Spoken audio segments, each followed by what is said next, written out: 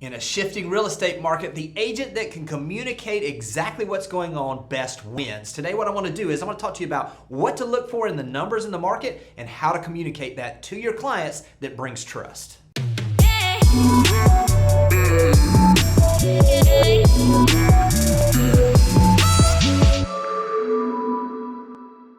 So what we want to do is just really start the process. So let's start on the process. And there's really two parts to this. I know there's the micro and the macro. Let's talk on the micro. You got your stacks of paper there. I've been watching this a long time. Yeah. Let's talk about what this process for you looks like on gathering the data and then how you do that. Sure. Very simple. On Monday mornings, I print out 4 pieces of paper. I take the numbers on that paper, look at it, compare it to previous printouts of the same information. And that's really all I do. Now, the interpretation of that data is kind of, as you build, you have this to look at, it can give you more clues as to what might happen. So you might say, okay, first, what do you print out? I'll print out the actives. In section, for me, my barometer has always been section 17 and 18, because I believe that's the epicenter of our market. And I look at detached single-family homes specifically, not residential lots, not condominiums, not attached, because I think they kind of they go as the detached single-family home market goes. So that's my barometer. I print out the actives, and in that I just do a CMA. Basically a statistic CMA, and I look at the average price, the price per square foot, and the days on market. And I have those that go back a year, where I can kind of thumb through and look at that and see what does that tell me from the actives perspective. I do the same thing for pendings. I do the same thing for solds. I do solds year to date, because I have a chart that where I've got all the previous years. My spreadsheet goes back to 1993 on the annual, and I look at the solds year to date, the same deal, average price per square foot, and days on market. And then I also print, the fourth thing I print is how many sales have happened so far that month. Because I track every month. I've gone back to the year 2000, January of 2000. I have month by month every transaction, and I do some type of averages and some other things that you probably don't need to worry about. But I take a 5-year rolling average, a 3-year rolling average, so I can kind of compare that to the month at hand, what month it is, and where I think we'll end up, just to see, is this going up or going down compared to those averages? And that's really, in a nutshell, what I do. Now, in case you don't have the stack of paper, let me just say this. We can show you in the MLS how to gather the historical information. It's available. For those of you that may have seen what Craig Duran did last week, he broke all of that down and showed the charts. If you have questions about that after we get done, let me know, and I'll be able to get you that and show you exactly where those reports are, because the information is available. It's sometimes you just got to know where to look for it, okay? But the key thing is that Price does is the consistency. By being consistent in understanding and watching the data, now you have the ability. So here's what happens for Price is, this is what can happen to average, to the average agent out there is, you get asked the question, hey, how's the market? And most people go, great, changing, they don't really have an answer. The reason most people don't have an answer is because they're not spending the time looking at the data. They ask Price that, and he says, well, actually, year over year, we're 56% down on track. Because he's looking at the information. So what we want to do is we want to provide you the ability to gather that information in a way that you can then disseminate that information out. One thing I would encourage you to do, go back and watch some of the things. If you watch the tape, so to speak, of what Price has been saying over the last few months, we've been doing this about every month for a while now, where we're talking about what we're seeing in the market. We are definitely seeing some changes in the market. Now, the biggest thing to understand is that as markets change, right now, our clients need us more than ever. Right now, the professionalism we have is absolutely more needed than it ever has been. To be perfectly frank, there's been a lot of people in real estate the last 3 years that might as well have been working at Best Buy, because all they did was sit behind the counter and somebody came in and said, I want this and I've got this, help me find it. And they just said, okay, well, here it is. And they opened the door and they wrote the contract. Let me just say this, that's not the business we're in anymore. That is not the business we're in anymore. The people, here's what's happening is, when you have this many transactions and you have this many agents, there is literally a separation of wheat and chaff that is happening right now. Now, now let me get you excited. I'll promise you that those professionals are going to get their deals. If you're the professional and you disseminate this information and you give that value to people, you're not only going to do business, you're going to do better business, and you're laying seeds that will absolutely. What was it somebody told you one time, that these are the times when if you work? Yeah, if you'll work hard, you'll make your career. In a changing market, in a down market, because there's going to be a lot of people that don't know what to do. And I'm not saying a down market, but a shifting market creates opportunity. And I promise you, if you will double down your effort now, you will be amazed at the level of production that you will produce. So let's talk. That's on the micro level, looking at the micro numbers. Because listen, I want to give you the whole picture of what this conversation can be, and it gives you the talking points to speak intelligently and with boldness about what you understand and what you're seeing. This is with numbers you look at locally. What are you watching on the macro level to see economically? Yeah, well, where we are now, I'm paying very close attention to what the Federal Reserve is doing. I don't know how many of you pay close attention to what's going on there, but that is basically they give us clues as to what's going to happen in the future. One, by today, for example, it's a great day to be having this conversation. To get talking points and to be able to answer that question of what the market's doing. The chair of the Federal Reserve, Chair Powell, he'll come out today at about 1 o'clock our time, and they will, release any changes to the Fed funds rate, and then Can you explain that? Because I think a lot of people may not even understand what the Fed funds rate is. Sure, thank you. Yeah. What that is the benchmark rate that all short-term and variable interest rates are keyed off of, and that's also the money that kind of banks behind the scenes, banks loan or money to each other at, and so, it drives our economy. Their job is to create price stability and maximum job growth. That is their mandate from our government.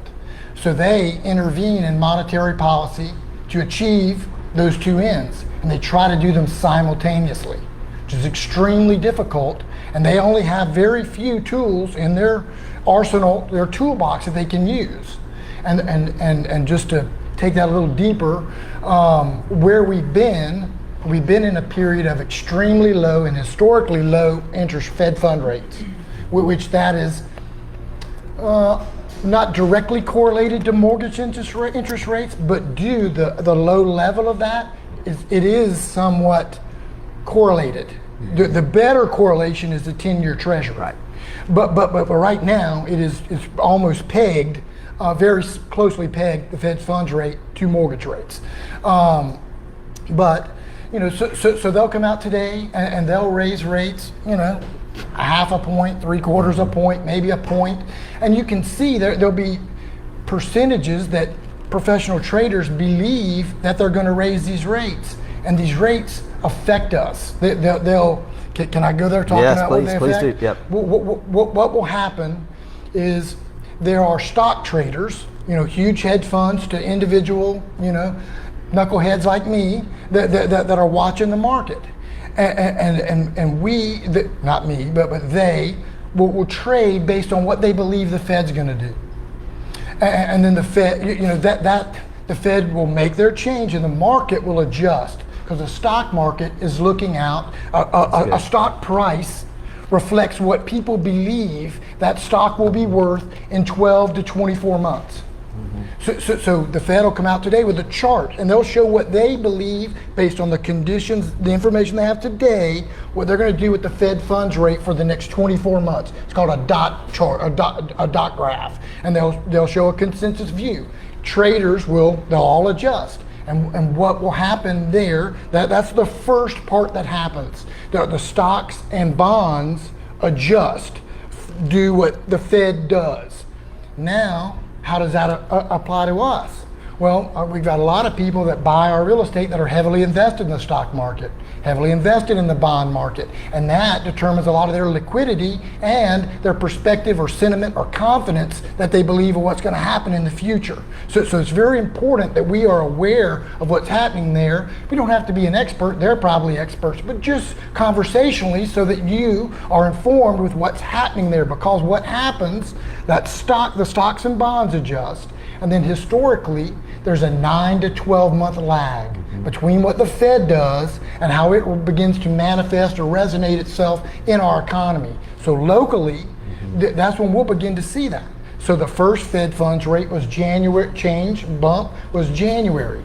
So 9 to 12 months would be this September or January that will start to show up. Then another, they did a quarter point then, half point in March. They're going to do probably 0.75 today as a consensus. Who knows what they'll do? We'll know at 1 o'clock. But that'll start to show up. And what that, so they do all that to try to create price stability. Right now, you hear them talk, we're in inflationary periods. They raise rates to try to temper inflation, to stabilize prices. Now, down the road, if I raise rates long enough, then all of a sudden growth starts to slow. So then they cut rates to stimulate growth.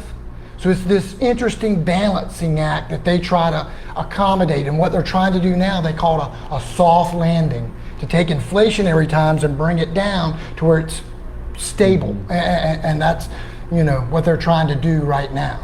If for those of you that have been with us for a little while, y'all may remember the conversations we had in March when the pandemic hit. We talked about the fact that the Fed is going to do certain things to stimulate the economy. That's right. And at that time we said, typically speaking, what they do is they wait too long and they overdo it. It's the same thing on the reverse. The consensus is now you've even got members of the Fed, the Treasury coming out and saying, we missed it. Now we've got to make up. So what we're seeing now is we're seeing this happen now where we will continue to see those things. This is what Fed fund rate affects, and I'm just going to break this down on a local level or from a consumer standpoint. First thing is confidence. What does that look like in the future? Because basically what they're doing by raising the rates is they're trying to slow growth down, which affects everything. Does that make sense? Yeah, go ahead. Can I use their word? Demand destruction. That's their word. They're going to raise rates to thwart demand for stocks, real estate, whatever. That they want to slow the economy. So it's moving at a pace that they're not comfortable with. Obviously, we can all feel it when we go, whether it's to the gas pump or try to go in and see empty shelves or high prices on milk, as a matter of fact. But then you've got to understand also, when rates go up, it doesn't just affect mortgages. All of a sudden now, the rates are higher for car loans. All of a sudden the rates for the average American with credit card debt goes up dramatically, so that monthly payments continue to go up. All of these things are literally designed to slow things down, okay? Now, I will say, we were moving at an unsustainable pace. We would be naive to think that historically speaking, listen, the way this earth was set up, there is a spring, a summer, a winter, and a fall. Listen, to think that fall does not come after summer, it comes every year, y'all. I'm gonna tell you something. I was walking the other morning, and I literally walked outside, and it was like the humidity hit me. And I was like, gosh, if I had to live with this. Don't worry. Football season and fall is just around the corner, y'all. And guess what? When winter comes and it's cold, and I'm like, I thought I lived in the South because I didn't want to be cold. Guess what? Spring's coming. So you have to understand where we are in the economic cycle and where we are in the cycle, especially for real estate and our jobs, to be able to communicate that to your clients in a way that they can make the best decisions for themselves. Now, I want to go back and say this because we don't want this to be doom and gloom, because let me just say this is natural, and to be perfectly frank, for those that understand this, as Price said, those that work right now, you have the opportunity to make a career over the next few years, because the relationships you're going to do, the value you're going to add is going to be different. Here's what happens to most people when something changes. First off, if you're not sure, I'll do the example. If I get up in the middle of the night and the lights are off and I'm not sure where to step, I do this.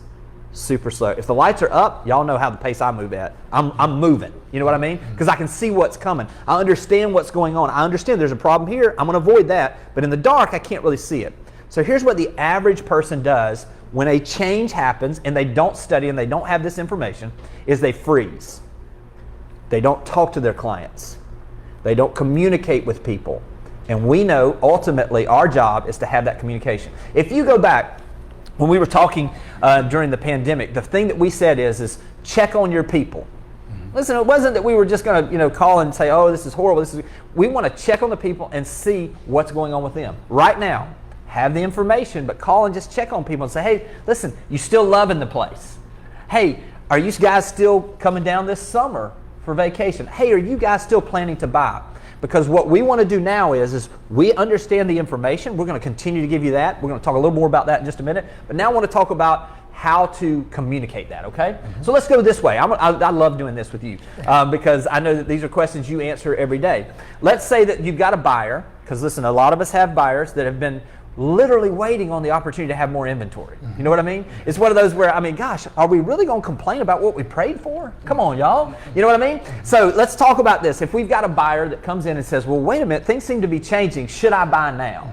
How do you answer that? Well, first question, I'm gonna turn it around to them and say, hey, kind of what are your goals? What are you looking, to do? And if they are looking to buy and maybe sell in 1 year, I said, well, we may want to think about that a little bit and point back to the information. But with so many of our buyers, they're buying a place. It's almost a legacy place, and they're going to have, and they want to make memories and have for their friends, children, grandchildren to come and use. Then I'm going to point to the facts. I'm going to say right now interest rates are historically still very low. We do have more inventory for sale where we might can find you that house that last year we couldn't find, so that's important. And then if we are super bullish on this area over the next 5, 10, 15, 20, 30 years. This is maybe one of the strongest real estate markets, and I believe it's one of the best places to live in the country. So I'm going to communicate that and try to help them, provided that they're comfortable being medium to long term in the market. Why wouldn't I help them? Yeah. And why wouldn't I communicate with confidence that this is all the things that I just said I believe, mm-hmm. And try to help them. It's not a time to deter anybody and say, hey, unless, you think you may buy and try to get out of that quickly, I may just caution them and make sure we do our due diligence and we're getting a super deal compared to where the market is, and I feel like we've got a good chance of achieving their goals based on that purchase or acquisition. Yeah, and I think, listen, I want to give you a couple different scenarios, okay? I'm going to speak first to a primary residence person, okay? Let me tell you what, purchasing, obviously, don't forget the value of that, okay? Obviously, the value of home ownership, the tax advantages, the stability. Do you believe rates are going up or down from here? Whatever they say. Most people right now are, hey, it's going to go up. Okay, well, this gives us the ability to lock in historically low rates. And listen, what if this thing turns around and rates go down? We just refinance. But what we've done is we've limited our upside, because if you're renting, promise you, anybody's been renting in the last few years, guess what's happening? They're getting shocked with how much rents are going up right now. So we give the ability with going ahead and purchasing, locking in our monthly payments. It's not going to go up. And if anything, we have the option that if rates do come down, we can refinance and it's going to come down. We're locking in today's price. Again, we're getting all the tax advantages. We're doing all those things. If you're a primary residence, owning a home obviously is a centerpiece of the American dream. It has the tax advantages. It has the ability to lock you in where you don't wake up 12 months from now and somebody says, hey, by the way, we're going to move your rent up 40%, which is what people have been facing, okay? And that's what happens in inflationary periods, which, that's what we're looking at right now, okay? So it gives you that ability if it's primary residence. Now, let's say that somebody says, well, I'm going to wait. Again, just real easy. I'm going to wait on rates. Rates just are so high, I can't do this. I'm going to wait until they come down. Again, just simply say, hey, listen, really right now it gives us the ability to lock in this rate. And if it goes down, we literally have limited your risk to the upside, and we've given you an opportunity to win if it goes down. So the rate question is pretty easy to answer, okay? Then if somebody says, well, what if the prices, I'm going to wait for the prices to pull down, to come back or go down. And listen, we don't know that they are. I'll tell you what, historically speaking, in times of rising interest rates from the Fed funds, it's about 80% is what the numbers are, that the prices actually go up. Now listen, we don't know what the market's going to do. We've seen it where it's been dramatically the other way. So we can't predict that. But what we can understand is that if somebody's waiting on the prices to come down, do they believe that interest rates are going up from here?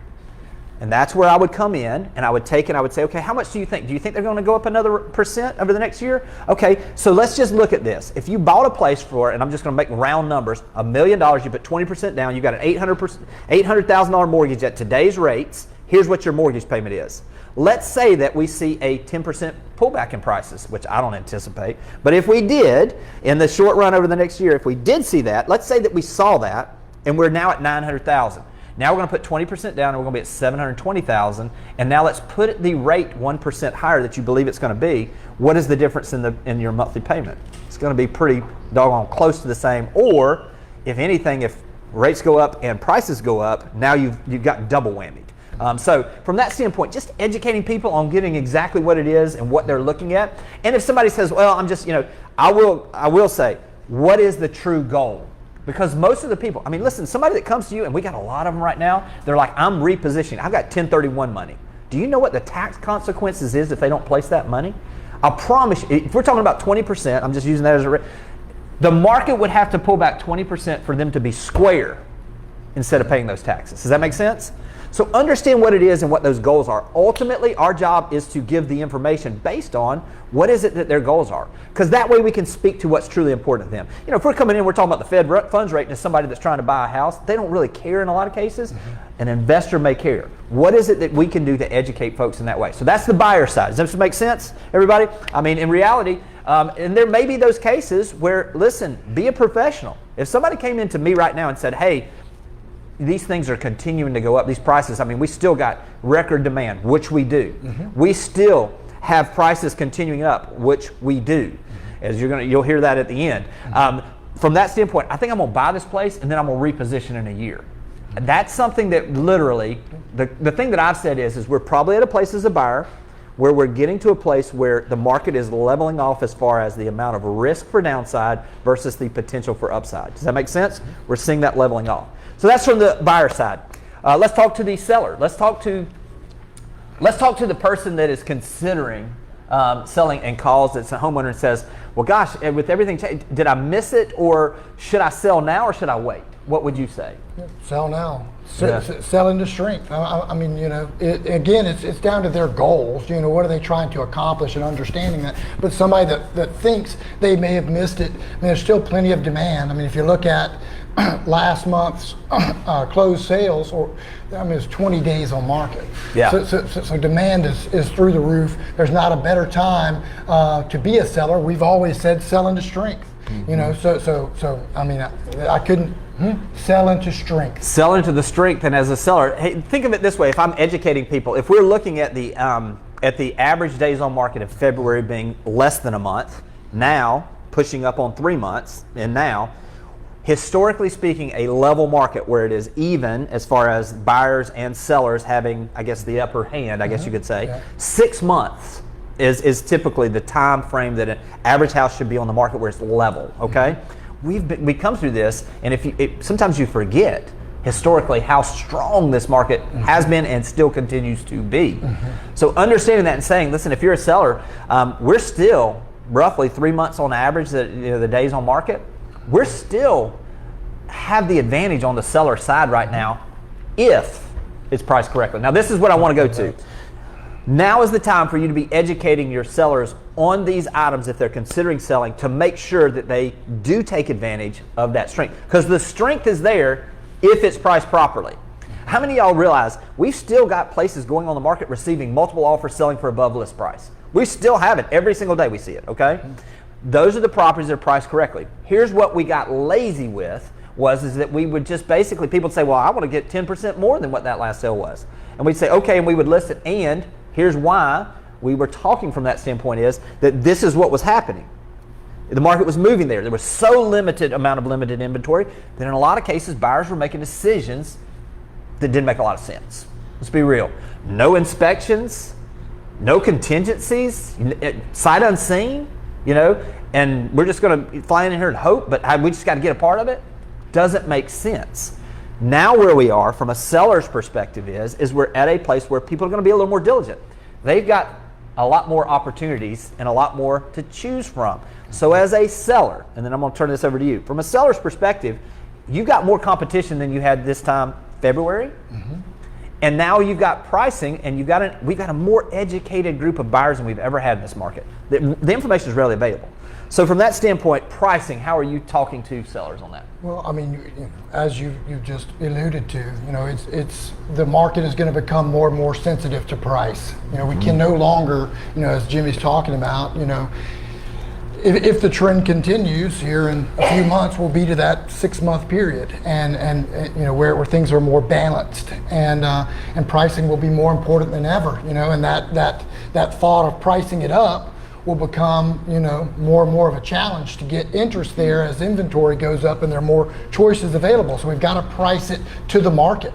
That's important to know. And what is that? Well, that's the last sale of a comparable property, and beginning to look, not taking that price, as Jimmy said, and going up 10%, but pricing it more in line with that, so we know it looks, the buyers perceive that as a deal relative to the other properties on the market, where you get action and hopefully end up in a situation where you're multiple offers or whatever. That we want to be really focusing on that pricing, and then really watching that as that plays out over the next 12 months and adjusting accordingly. We're just got to watch our key metrics here for clues as to what the market's doing, and just make sure we're pricing things appropriately. Let me give you an example, and I'd say this with complete confidence. You cannot underprice a property in today's market. There's too much information. How many of y'all have more than 5 people that are set up to receive information when a property comes on the market meeting their details? Everybody? Everybody has that, right? So does every other realtor. So think about this. The second that you list this thing and it hits the MLS, it is immediately emailed out like never before to more people. They're seeing it immediately. Here's what happened, and the reason why we saw some of these prices with multiple offers, 8 offers, 10 offers, 20 offers, and prices and people doing, escalation clauses, all these things, is because there was that fear of missing out. Now, our job when we're pricing something, from a perspective of pricing it correctly, is to get as many people through the house as possible, because somebody's going to fall in love and have to have it. So how are we going to do that? If we price it, and there's all these statistics, and I don't have them in front of me, but that if you price it 5% above the last sale, that you get this percentage of the market that takes interest. You do it 10%, it's dramatically lower. If you price it at the market, everybody's looking. If you price it a little below even, which has been the strategy in the past, then you're going to get so much activity that you're going to begin to have people tripping over themselves seeing the place. You're going to have that potential for people to get emotional on the buyer side. So the critical part is pricing it correctly. Now, educating your sellers and having them to understand that is your job. You're a professional. Give them the data. Give them the opportunity to make the best decision for them, because when you do that, the educated sellers, and let me just say this too, don't be afraid to say no. I'm telling you, the most powerful words you got right now when somebody says, will you reduce your commission? Will you price it 20% above or 10% above the market? For you to say, listen, and this is I'd always said, I would rather disappoint you right now than disappoint you over the next 6 months. What I'd love for you to do is, somebody's going to list it for you. Somebody's going to do that. Understand, I'm still going to be here, and if it doesn't work out, please come back and I'll help you get it sold, because odds are in this market environment, if they price it 10% above, it's not going to sell. When we have a market environment where we're seeing, one time last week, we saw as many price reductions as we had pending contracts that day, sellers hopefully are beginning to understand this, okay? So key is pricing it correctly, all right? Making sure that you've got that in a position where they can have the best opportunity to sell that place for the highest price with the least amount of issues and in the fastest time frame. Now, doing that all comes down to pricing. Okay, so that's where we are now. All right, we've talked about this. Now we're at a place where we've got the education. You guys can get this data. We can help you get it. Price and I did a video that'll be coming out today. We did it where it's facing towards your clients, okay? We did it from basically, hey, here's the market overview. So if you don't want to disseminate this stuff yourself, we're going to have the video for you that you can send out to your clients. And basically it just says, make sure you call your Berkshire Hathaway Home Services agent for more details. We're going to do that. But what I want to do is I want to give you the opportunity, because listen, ultimately you're your own brand. You need to be the information source. And that's fine. You can use what we're sending out. That's fine. It's effective. It'll work. A lot of people have done it for years. But ultimately, guys, own your own business. Make sure that you're doing this yourself. You can take exactly what we say, put it in your own words, and basically get this information out, and you're the resource. You're the expert. So here's what I would suggest. Utilize video. I don't know of another company that has video access like we do for you guys. Tim's sitting back there right now. You guys want to put together a video and talk about what's going on in the market? Tim can set it up and do that for you whenever you're ready. If you want to do these things where you're communicating this out, we've got the assets. Some of our best agents, whether that be Craig Duran over in Panama City, whether that be Shelly over on St. George Island, you know what they do? They sit there and just speak into their computer and do it with BombBomb. They do it themselves. They don't do a bunch of production. They just give the information on a consistent basis, and they're killing it. They're absolutely killing it right now. So then once you've got that done, what is it that you're doing to get this information out? Let me give you a couple, about 3 or 4 ways to get the information out, okay? Number one is this. Take advantage by utilizing the video and posting it on social media. You should be consistently posting this information on social media. Here's why. It's not just your friends on social media. They have friends talking to them that are considering selling. They have friends that are maybe moving to the area. They will share your information with theirs. It expands out, okay? So social media with that video, making sure you're doing that. Start first, though, with this, okay? Number one is those personal relationships, your top 50, your sphere of influence, belly to belly, on the phone, talking with them one-on-one. Basically, that conversation is pretty simple. It's, hey, just checking in on you guys. Not sure if you've seen it. We're seeing some shifting in the market. How are you guys still loving the house? Just basically giving that and opening that door. It's not that we're just, we're just checking in on our folks. Remember when the pandemic hit, we said, listen, call your people and just check on them. Now's a great time. Have that call, just check in on them. So we've got the personal one-on-ones, number one. Number two is social media. Number three is make sure that you're getting this out through your database. If you need help with that, Katie, me, we can all help you get this information out. Take that video. We'll show you how to embed it on your email, going out to your Boomtown database that a lot of you have, and get the information out to your database, okay? These are folks that are receiving information from you. These are people that are getting property updates. Make sure you're getting the information that way. Last but not least is YouTube. And y'all know I keep beating this drum. I'm telling y'all, there's a reason why. Google is the number one search engine in the world. Guess what the number two is? YouTube. Not only is YouTube number two, because they were purchased by Google, if you do a Google search now, you'll notice when you do these, videos are starting to pop up at the top because it keeps them on the site more, they get more time frame. It's only going to continue to be promoted, okay? Here's the beauty of this. When you record these videos, updates, let me show you. I've got a video coming out with Andrew Undum out of Baltimore, Maryland. He is shooting these updates of properties. Specifically, takes him 1 minute to go in and to boost it on YouTube. I'll show you exactly how to do it. $200, he's getting 30,000 views. $200, he's getting 30,000 views, and they're watching it 85% of the video. Unheard of. I'm telling you right now, don't hold the information in. Shoot the videos. Let us help you get that distributed out, and we'll show you exactly how to do that, okay? So that's the distribution side. Price, let's talk a little bit, just as we're wrapping up. If you had some words of wisdom in a shifting market, having the experiences that we have in this market, when different times that it shifted, what would you say to everybody? It's real complicated. Talk to people. Yeah. Talk to as many people as you can. Arm yourself with the information, and just provide service. Ask them their goals, and then give them the information to try to help them make the very best decision, that they can. It's just as simple as that. It's not rocket science that we're doing here. It's just providing service. Henry Ford said, he who provides the best service wins. Just go try to serve as many people as you can. Arm yourself with the information. And we're in a great market, folks, and we're in a great place. People want to be here, and they just want to. Some people may not have this information, or they may, You just never know. And if you're not talking to your people, you don't know what they desire, what they want to do, and what they need from you. Go provide it, and now more than ever in the shifting market, they need professionals to give them rock solid information for them to make huge decisions from and on, so just don't hold back. We're happy to help you. We've been there, we were here, been doing this for a while. Know the actions to take.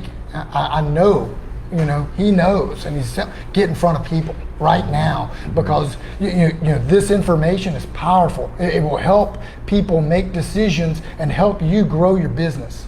And let me just say this too, it gives me confidence. I know Price is looking at these things every day. He's going to give us the information. I will tell you, as an executive team, we meet pretty regularly with, basically, we've already got the plan in place, whether this market goes up, sideways, or it pulls back a little bit.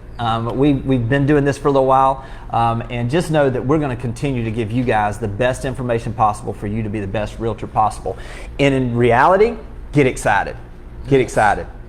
Because right now is the opportunity, in my opinion, for you to make a career over the next couple of years.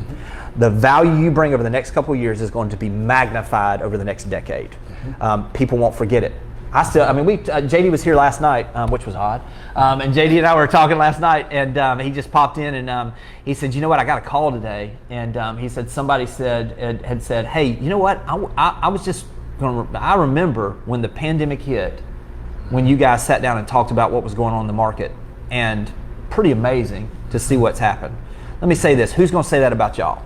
Who is it that's going to be your clients? They're going to remember how you stepped up and gave the information to them, gave them the best ability to make their decisions. Thanks for watching the video. I specifically chose the video below for you because it builds on the one you just watched. I hope it's helpful, and I'll talk to you soon.